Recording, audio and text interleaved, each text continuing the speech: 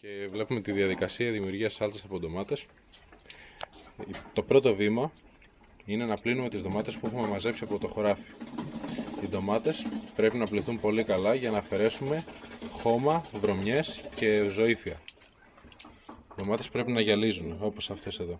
Εδώ έχουμε τις υπόλοιπες ντομάτες. Η σάλτσας είναι το κόψιμο των ντομάτων. Υπάρχει μια συγκεκριμένη τεχνική για να κόψουμε τις ντομάτες. Πρώτα αφαιρούμε το κεφάλι, μετά την κόβουμε στη μέση και μετά ξανά για να κοπεί στα 4 και τη ρίχνουμε κάτω. Άμα έχουμε μια σάπια ντομάτα, αφαιρούμε οτιδήποτε, την καθαρίζουμε και αφαιρούμε οτιδήποτε σάπια. Εδώ πέρα είναι έτσι όπως πρέπει να φαίνονται οι ντομάτες κομμένες. Σαν σαλάτα. Το τρίτο βήμα στη διαδικασία είναι το μίξερ. Να αλώσουμε τις ντομάτες. Περίμενε. Χρησιμοποιούμε ένα Black & Decker και χρησιμοποιούμε αυτή την μύτη εδώ πέρα, το mixer μύτη. Λοιπόν, αρχίζουμε. Πάμε.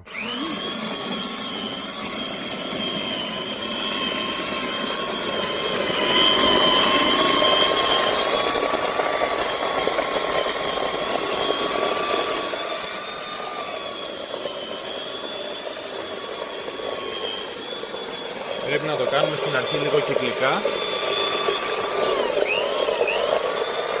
ώστε να αλλοιωθούν όλες οι ντομάτες και μόλις λιώσουμε πρέπει να έρθουμε σε ένα ομοιόμορφο μείγμα όπως εδώ πέρα. Αυτό είναι το η υποδειγματική λιωμένη σάλτσα.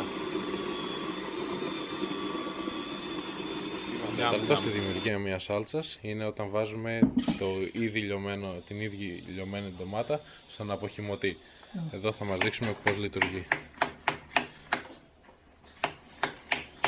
Οπότε έτσι λιώνουμε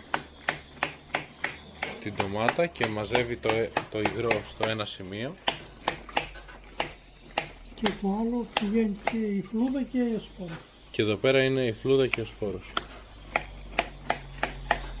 Είναι μια επίπονη διαδικασία, γι' αυτό χρειάζεται γερά μπράτσα.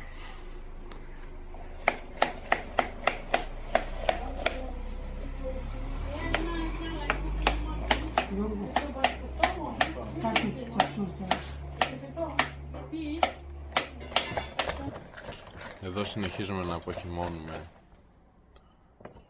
τον πολτό.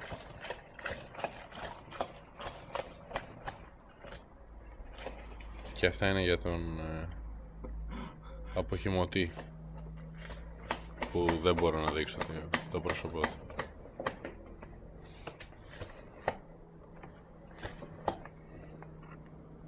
Παίρνουμε το ζουμί και το ρίχνουμε στο τέντζερι.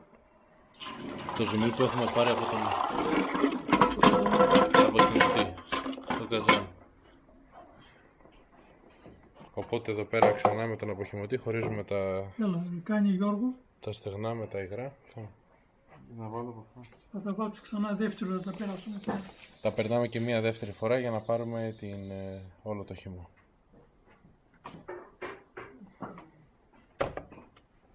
Με το χέρι.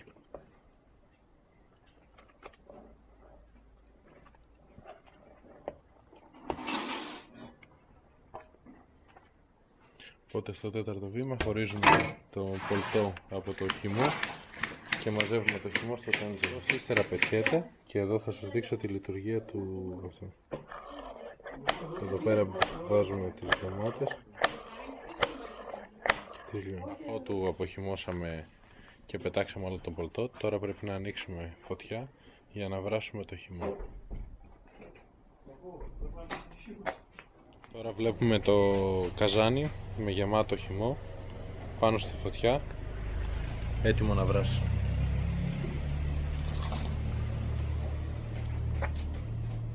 Γιατί το βράζουμε?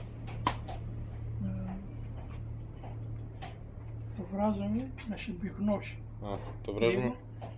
Ρίχνουμε και αλάκι και μετά το μαζένουμε μέσα στα βάζα, τα οποία τα βάζα τα ζεσταίνουμε μπροστά και αυτό ζεστό θα είναι, να μην σπάσουν. Οκ. Μετά τα βάζα, τα προετοιμάζουμε στη θερμοκρασία.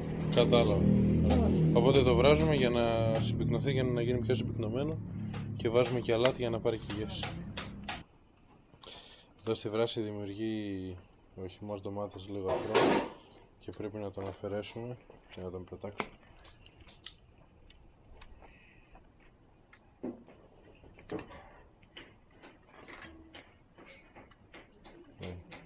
Εδώ πέρα είναι ο βρασμένος χυμός. Καλός βρασμένος χυμός. Και εδώ είναι τα βάζα, τα γέλανα βάζα, τα οποία τους κάνουμε με ζεστό νερό